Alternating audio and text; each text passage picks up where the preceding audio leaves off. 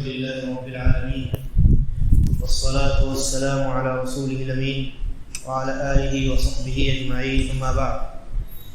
أعوذ بالله من الشيطان الرجيم وإذ ابتلى إبراهيم ربه بكلمات فأتمهن قال إني جاعلك للناس إماما قال ومن ذريتي قال لا ينال عهد الظالمين.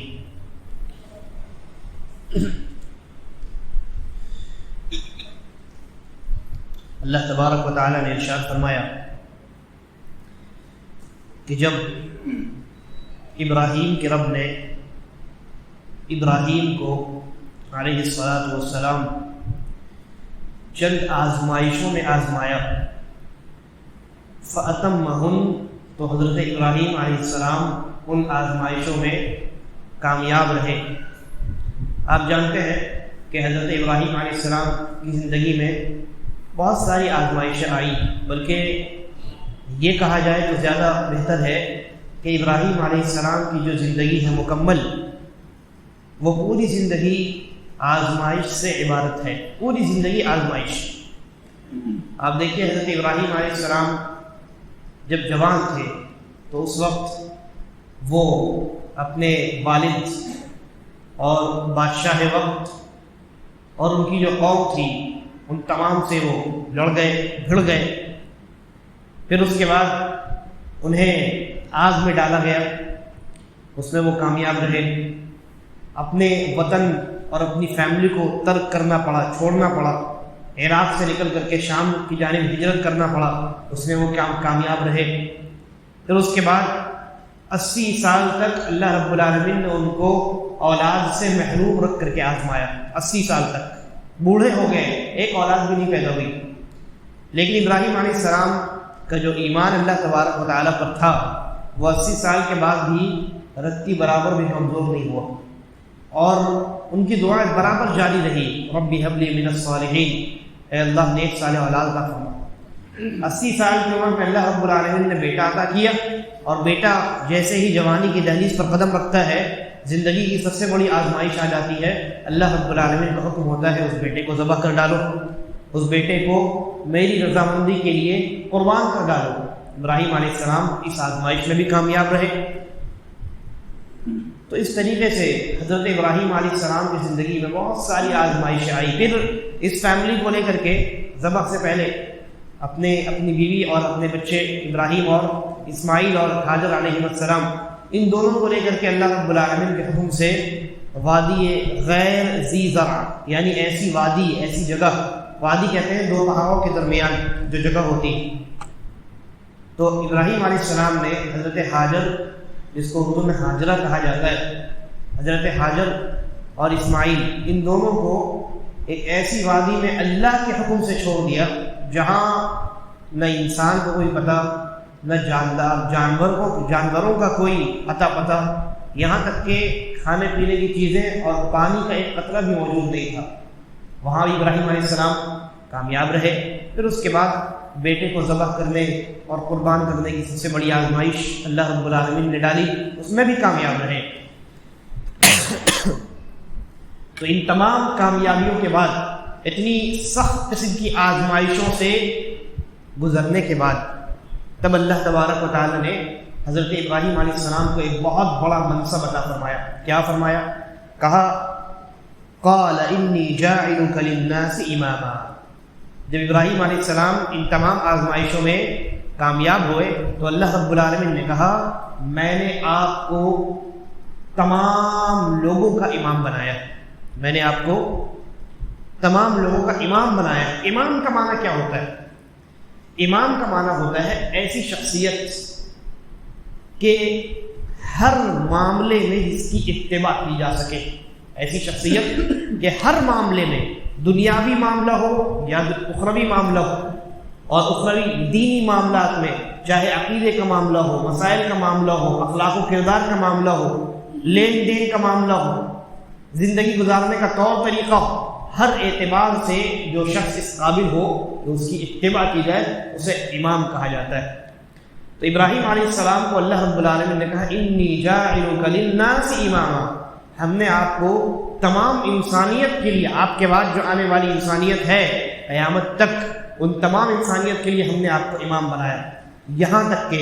آپ کی امامت یعنی ابراہیم علیہ السلام کی امامت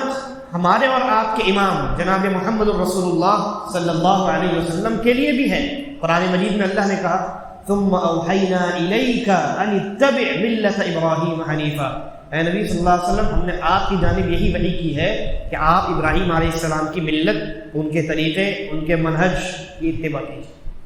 تو یہ وہ ابراہیم علیہ السلام ہے۔ معلوم ہوا کہ انسان کی زندگی میں جو آزمائشیں آتی ہیں وہ آزمائشیں انسان کو نکھارنے کے لیے اللہ رب العالمین اس زندگی میں پیدا کرتا ہے، اور آزمائشیں انسان کی زندگی میں جو آتی ہیں وہ انسان کے ایمان کے لیول کے اعتبار سے آتی ہے۔ جس انسان کا ایمان جتنا اعلیٰ، آزمائش اتنی سخت۔ نبی اکرم صلی اللہ علیہ وسلم نے فرمایا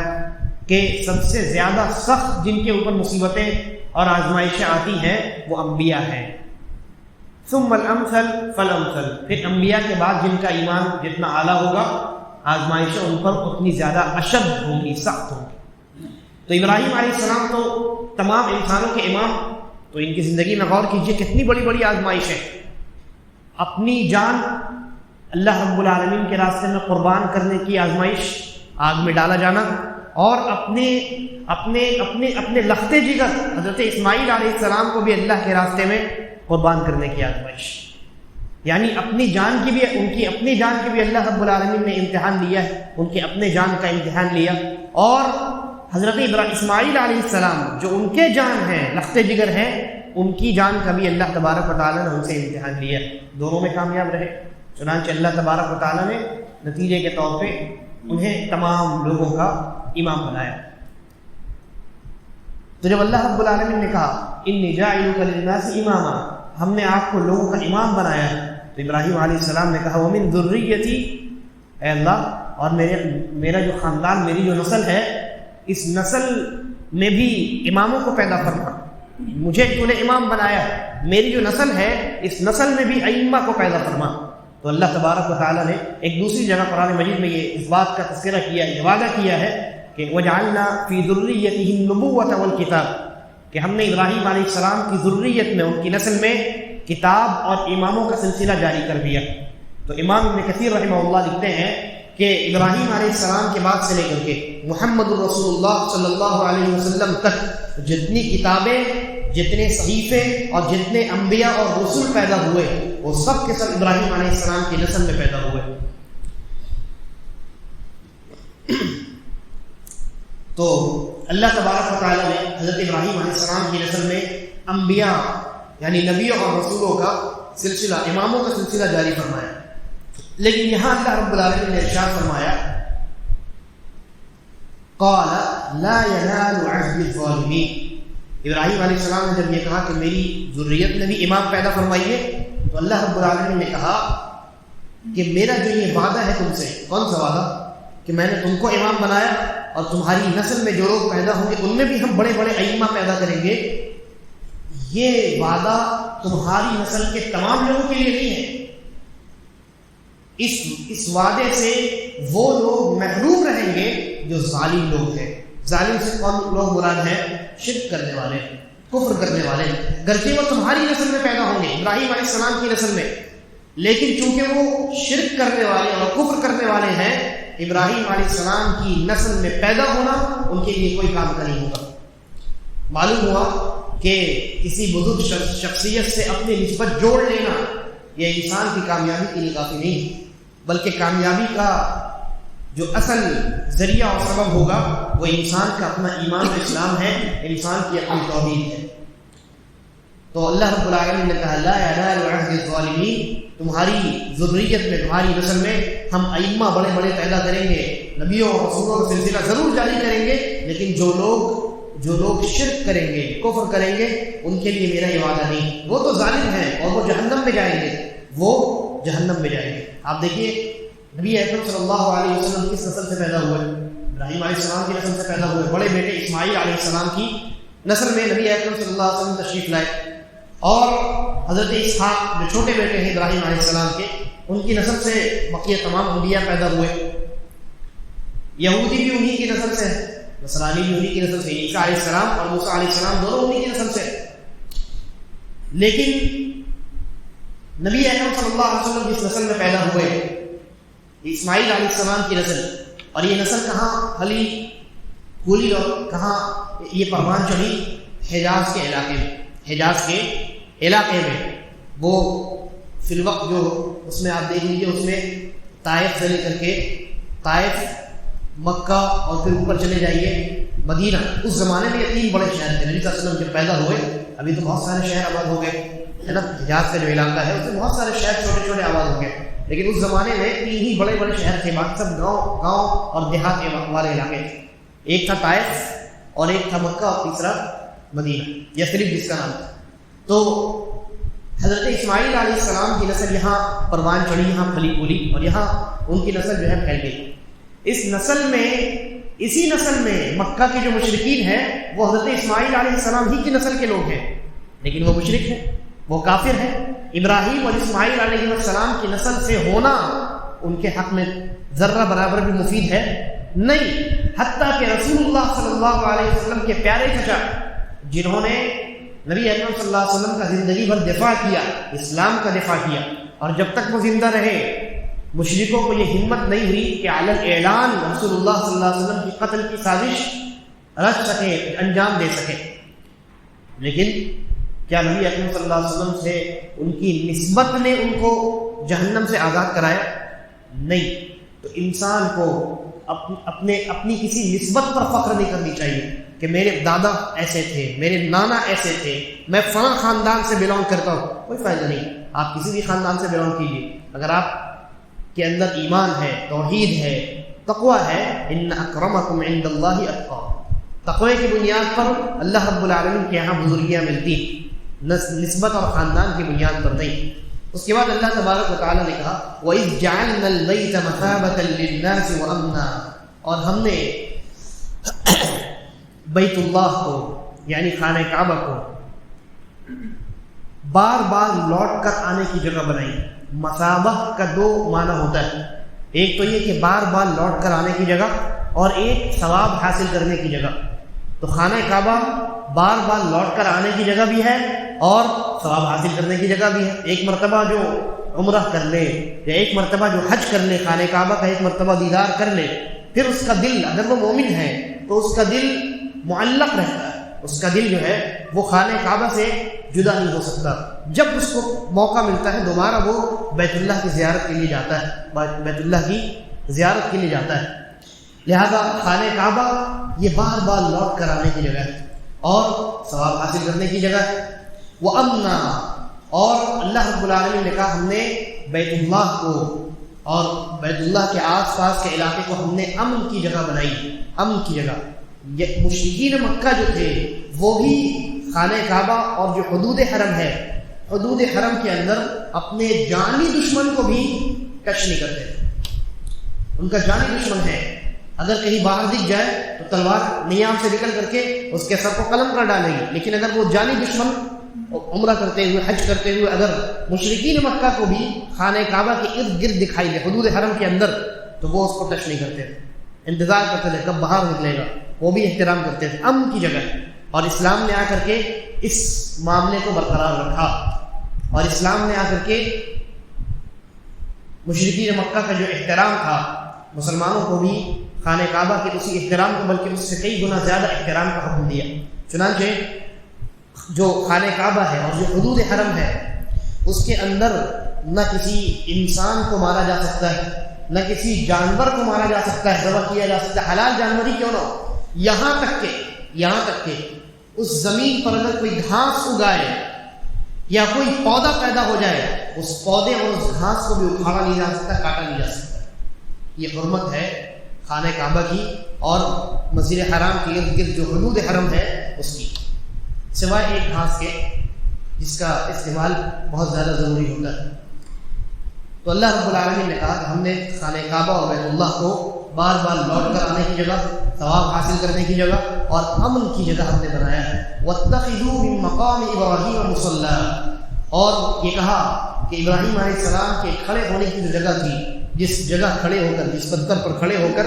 حضرت ابراہیم علیہ السلام نے خانہ کعبہ کی تعمیر کی تھی اپنے بیٹے اسماعیل کے ساتھ، اللہ رب العالمین نے کہا اس جگہ کو نماز پڑھنے کی جگہ بنا لو، اس جگہ کو نماز ادا کرنے کی جگہ بنا لو۔ خانہ کعبہ کے پاس وہ مقام ابراہیم، یعنی وہ پتھر جس پر ابراہیم علیہ السلام کے پیر کے نشانات ہیں، وہ اصل میں پہلے خانہ کعبہ سے بالکل جڑا ہوا تھا، خانہ کعبہ کی دیوار سے منسلک تھا، تبھی نا حضرت ابراہیم اس پر کھڑے ہو کر کے انہوں نے خانہ کعبہ کی دیوار بلند کی۔ لیکن بعد میں حضرت عمر رضی اللہ عنہ نے اس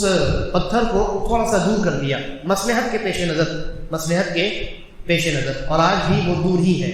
آج بھی وہ جو مقام ابراہیم ہے وہ دور ہے۔ تو حاجی جب حج کرنے یا عمرہ کرنے کے لیے جاتا ہے، یا ایسے ہی کوئی انسان مسجد حرام میں داخل ہوتا ہے، تو جس طریقے سے تمام مساجد میں آپ کو تحیۃ المسجد ادا کرنی ہوتی ہے نا، تو مسجد حرام جو ہے وہاں بھی آپ کو تحیۃ المسجد ادا کرنی ہے، لیکن تمام مساجد کا تحیہ کیا ہے؟ تحیہ مطلب کیا ہوتا ہے؟ سلام۔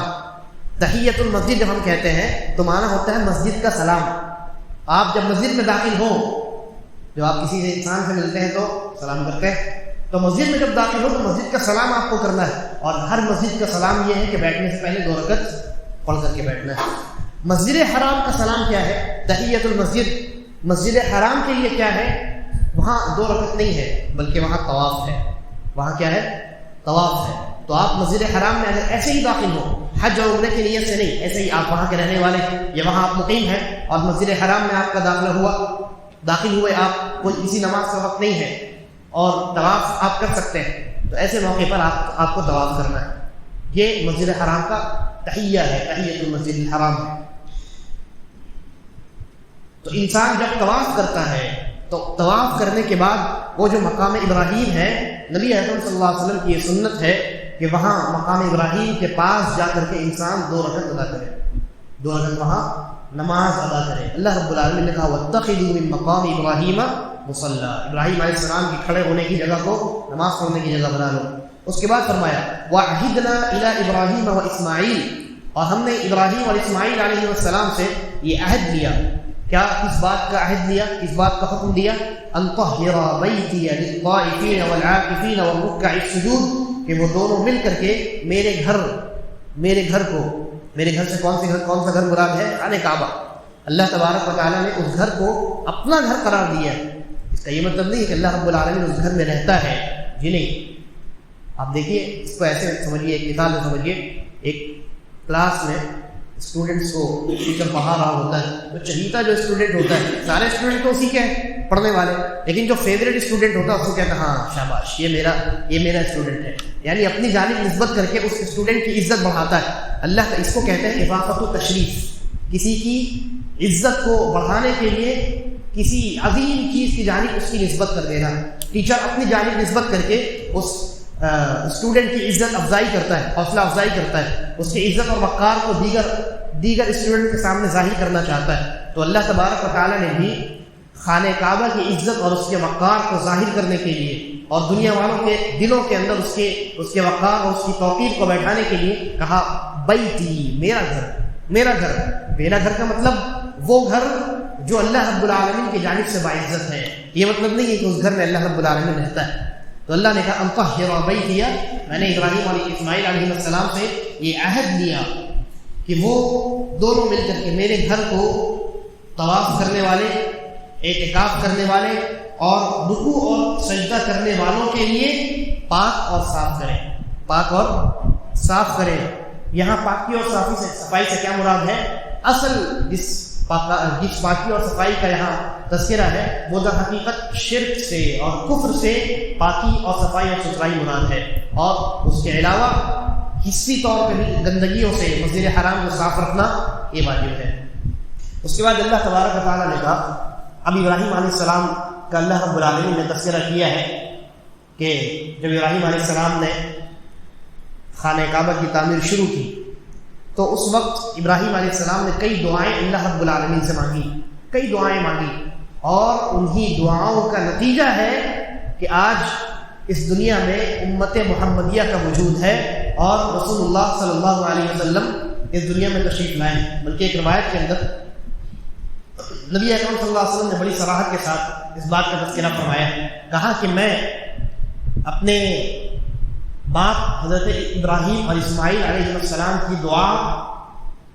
اور اپنی والدہ کے خواب کا نتیجہ ہوں۔